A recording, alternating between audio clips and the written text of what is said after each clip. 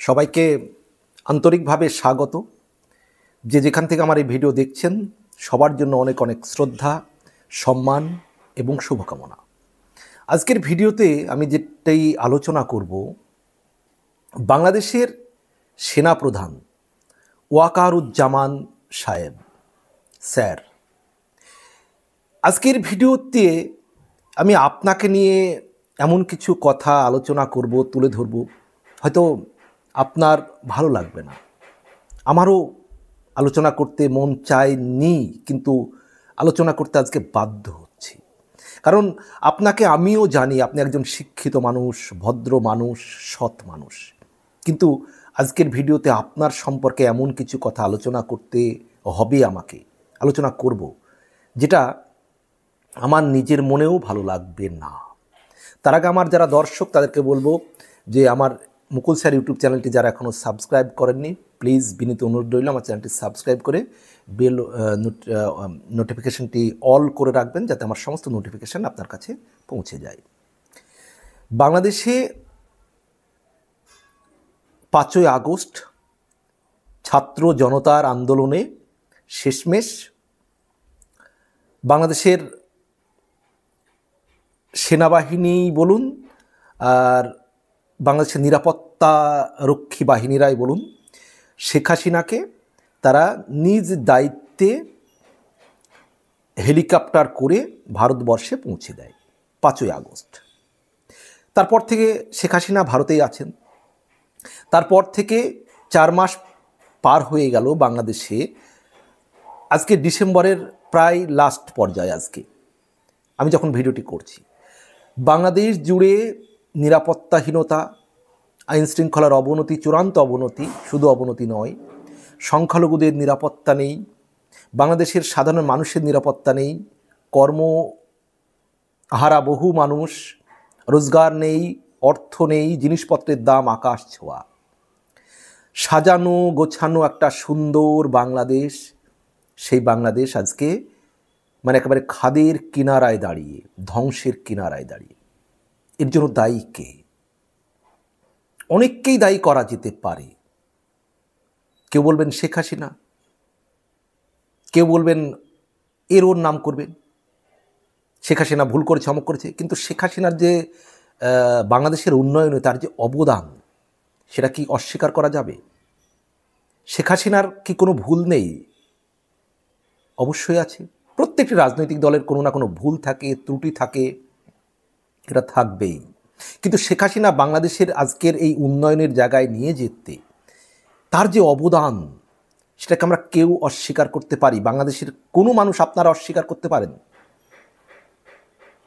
আমি ভারতের পশ্চিমবঙ্গ থেকে এই ভিডিও করছি। আমি বাংলাদেশ নিয়ে খুব বেশি আগ্রহী। বাংলাদেশকে আমি ভালোবাসি, বাংলাদেশের মানুষকে আমি ভালোবাসি, শ্রদ্ধা করি। কারণ আমরা দুই বাংলার মানুষ, এপার বাংলা ওপার বাংলা। দুই বাংলার মধ্যে আমাদের একটা নারীর টান রয়েছে, যার জন্য বাংলাদেশ বিষয়ে আমি নিয়মিত ভিডিও করে চলেছি।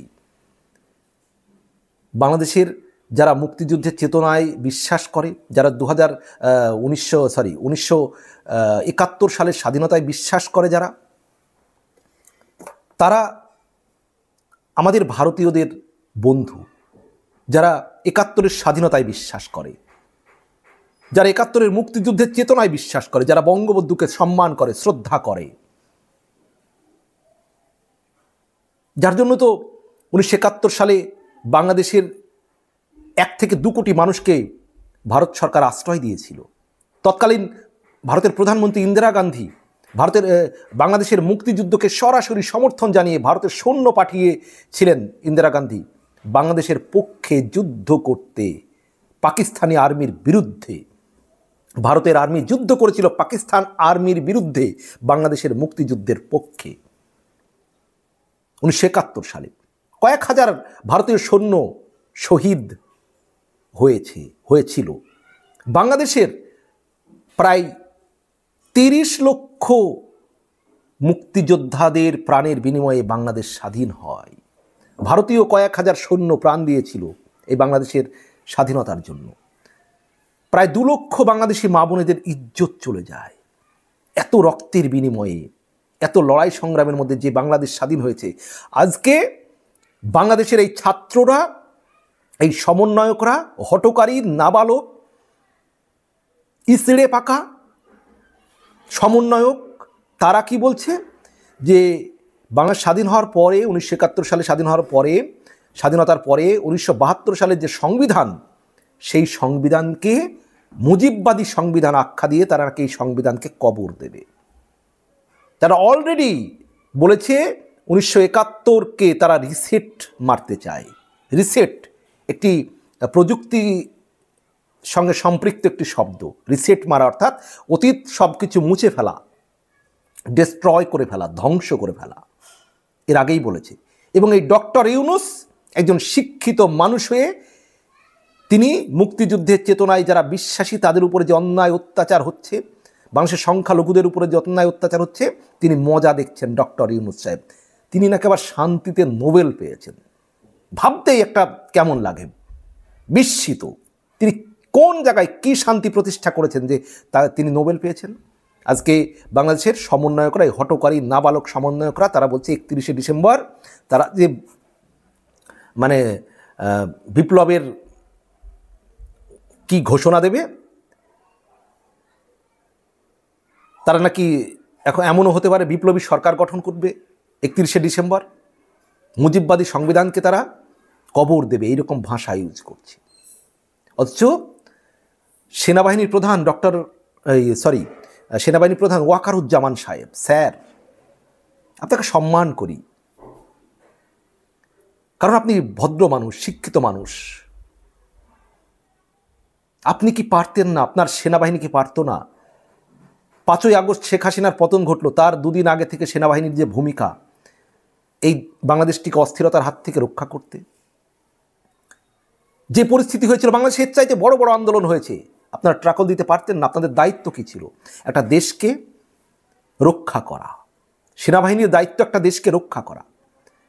আজকে যদি সেনাবাহিনী দুদিন আগে থেকে ব্যবস্থা গ্রহণ করত, এই বৈষম্যবিরোধী ছাত্র আন্দোলন এই পরিস্থিতি সৃষ্টি করতে পারতো? 5ই আগস্টের যে ঘটনা ঘটেছে তা ঘটতো না। সেনাবাহিনী সঠিকভাবে ভূমিকা নিলে, সেনাবাহিনীর প্রধান ওয়াকারুজ্জামান সাহেব, আপনার কি দায় নেই?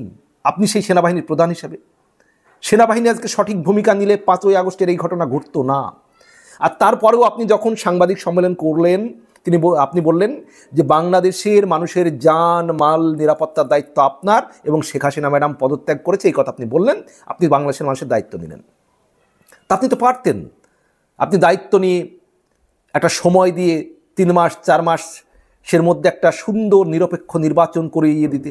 একটা নিরপেক্ষ নির্বাচনের মাধ্যমে একটা গণতান্ত্রিক সরকার আসতো, সেখানে হয়তো বিএনপি আসতো, আওয়ামী লীগ হয়তো বিরোধী দল হতো, বা আওয়ামী লীগ ক্ষমতা আসলে বিএনপি বিরোধী দল হতো। একটা সুন্দর গণতান্ত্রিক দেশ বাংলাদেশ সুন্দরভাবে পরিচালিত হতো। আপনি তা না করে ডক্টর ইউনূসের হাতে ক্ষমতা ছাত্রদের দাবি মেনে দিলেন। ছাত্রদের যে হঠকারী সিদ্ধান্ত, তাদেরকে কেউ উপদেষ্টা হলো, তারা সমন্বয়ক হয়ে সারা দেশটা অস্থির করে তুলল। কল কারখানা জ্বালিয়ে পুড়িয়ে, সারা বাংলাদেশের চাঁদাবাজি, চোর চুট্টা, মানে আইন শৃঙ্খলার অবনতি, মানুষের নিরাপত্তা নেই, এই পরিস্থিতির দায় ওয়াকারুজ্জামান সাহেব আপনি এড়িয়ে যেতে পারেন? এর প্রধান দায়িত্ব আপনার ঘাড়ে এসে চাপবে। আপনি সেনাবাহিনীর প্রধান। আজকে এই সরকার সেনাবাহিনীর সমর্থন ছাড়া এই সরকার টিকতে পারবে না। আজকে সরি টু সে, দুঃখিত স্যার এই কথাটি বলতে হচ্ছে, আজকে পলাশির যুদ্ধে মীর জাফর আলী খাঁ যদি সঠিক ভূমিকা নিতেন, সিরাজদৌল্লাহর পরাজয় হতো না। ইংরেজদের হাতে বাংলার সূর্য অস্তমিত হতো না, মীর জাফর আলী খাঁ যদি তিনি বেইমানি না করতেন নবাব সিরাজদৌল্লাহর সঙ্গে। আপনি কি চান ওয়াকারুজ্জামান সাহেব আপনার নামটি মীর জাফর আলী খাঁয়ের সঙ্গে এক সূত্রে একসঙ্গে আলোচনা হোক? নিশ্চয় চাইবেন না, আমরাও চাই না। আপনি ভালো মানুষ, ভদ্র মানুষ, কিন্তু ভালো মানুষ, ভদ্র মানুষ, শিক্ষিত মানুষ আর দায়িত্বশীল মানুষ, স্ট্রংভাবে দায়িত্ব, এই দুটোর মধ্যে পার্থক্য রয়েছে। শিক্ষিত ভদ্র সৎ অনেক মানুষ হতে পারে, কিন্তু সঠিক সময় সঠিক দায়িত্ব পালন করা এটা কিন্তু অনেক অনেক কঠিন কাজ। সেনাবাহিনীর প্রধান হিসাবে সেনাদের দায়িত্ব কী ছিল? সরকার যখন সমস্যায় পড়েছিল, আন্দোলন, আপনারা তো সুন্দরভাবে সেই আন্দোলনকে ট্রাকল করতে পারতেন। আর যদি 5ই আগস্টের পরিস্থিতি আসার আগেই সেনাবাহিনী কেন সরকারের বিরুদ্ধে মুভমেন্ট নিয়ে নিল? সেনাবাহিনী তাদের তো উচিত সরকারের পক্ষে দাঁড়ানো। আর তারপরেও যদি সেনাবাহিনী মনে করতো যে শেখ হাসিনার ভুল ত্রুটি আছে, তাহলে আপনারা শেখ হাসিনাকে পদত্যাগ করিয়ে বাংলাদেশে একটা নিরপেক্ষ নির্বাচন করিয়ে দিতে পারতেন। সেনাবাহিনীর প্রধান হিসেবে ওয়াকারুজ্জামান সাহেব, একটা নিরপেক্ষ সরকার আসতো, বাংলাদেশ একটা সুন্দর থাকতো। এই জ্বালাও পোড়াও, এই যে বাংলাদেশের অস্থিরতা, এই জায়গা থেকে তো বাংলাদেশ রক্ষা পেত। আজকে ছাত্ররা কিভাবে বলে তারা যে 1972-এর সংবিধানকে তারা কবর দেবে, সংবিধানকে তারা মুছে ফেলবে? ওয়াকারুজ্জামান সাহেব, আপনি এগুলো দেখছেন, বাংলাদেশে যা কিছু হচ্ছে অস্থিরতা, এর দায় আপনি এড়াতে পারেন ওয়াকারুজ্জামান সাহেব। আপনি সেনাবাহিনীর প্রধান, আপনার সমর্থনে, আপনার সহযোগিতায় এই অন্তর্বর্তীকালীন সরকার চলছে, এই উপদেষ্টারা চলছে, এই সমন্বয়করা তারা সেনাবাহিনীর সমর্থন তুলে নিলে এই এত দাপাদাপি করতে পারে না, প্রশাসনের সহযোগিতা ছাড়া তা এরকম করতে পারে না। ওয়াকারুজ্জামান সাহেব, আপনার প্রতি শ্রদ্ধা রেখে, সম্মান রেখে আবারও বলছি, আমি একজন ভারতীয়, তবু আমরা দুই বাংলার মানুষ, নারীর টান অনুভব করি। বাংলাদেশের মানুষ যদি এইভাবে দিনের পর দিন আইন শৃঙ্খলা নেই, তাদের কষ্ট, মানে প্রায় দিন মানুষের জীবন যাচ্ছে, এগুলো আমাদেরকে ব্যথিত করে। আমরা বাংলাদেশের 1971 সালের মুক্তিযুদ্ধের চেতনার যারা মানুষ, তাদেরকে অপমান হতে দেখলে আমাদের হৃদয়ে আঘাত লাগে।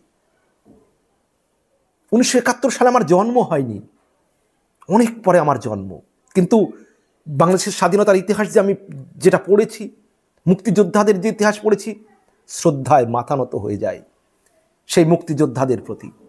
আমাদের ভারতে যারা স্বাধীনতার জন্য সংগ্রাম করেছেন, 1947 সালে যে স্বাধীনতা আমরা পেয়েছি ভারতীয়রা, সেই স্বাধীনতা সংগ্রামীদের সম্মান আমাদের হৃদয় থেকে, মন থেকে সব সময় আছে, থাকবে।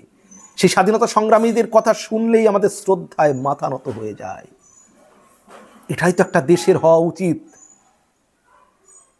প্রত্যেকটি দেশের রীতি নীতি সংস্কৃতিকে মানুষ সম্মান করবে।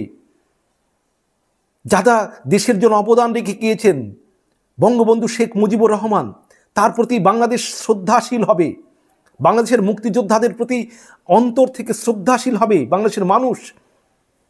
এটাই কি কাম্য নয়? অথচ বাংলাদেশে আজকে মুক্তিযোদ্ধারা অপমানিত হচ্ছেন, তাদের প্রতি অশ্রদ্ধা দিনের পর দিন হচ্ছে। বঙ্গবন্ধুর স্মৃতি বিজড়িত 32 নম্বর ধানমন্ডির বাড়ি জ্বালিয়ে পুড়িয়ে দেওয়া হচ্ছে। বঙ্গবন্ধুর ঐতিহাসিক ভাষণ, 7ই মার্চের ভাষণ, রিসেট বাটনে চাপ দিয়ে মুছে ফেলতে চাইছে। বাংলাদেশের মুক্তিযোদ্ধাদের অবজ্ঞা করা হচ্ছে, অপমান করা হচ্ছে। আজকে বাংলাদেশে যা চলছে, এ সমস্ত কিছুর দায় কিন্তু অনেকের থাকলেও ওয়াকারুজ্জামান সাহেব সেনাবাহিনীর প্রধান হিসাবে আপনি এড়িয়ে যেতে পারেন না।